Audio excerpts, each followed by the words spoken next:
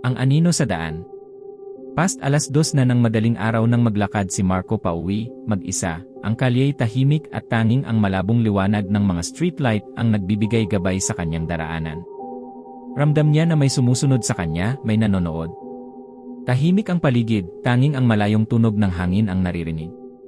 Tapos, isang mahina at malamyos na bulong ang sumambulat sa dilim. Marco, nandyan ka na ba? Tumatagilid ang puso ni Marco. Tumingin siya sa paligid, ngunit wala siyang nakita. Muling bumangon ang boses, mas malapit. Marco, lumingon ka. Hindi makagalaw si Marco. Dahan-dahan niyang nilingon ang kanyang likuran. Nanlumo ang kanyang puso. Isang anino ang gumagalaw sa dulo ng kalsada. Ang hugis nito ay matangkad at hindi natural. Mag-isa siya o iyon ang akala niya. Pumagit na siya sa kalye, ngunit ang anino ay sumusunod, lumalapit ng hindi nakikita. Pagdapo ng malamig na hangin sa kanyang tenga, narinig niyang may bulong, nandyan ako, Marco. Nang lumingon siya, wala na siya ni anino, kundi ang dilim na humahapit sa kanya, para bang naghihintay lang.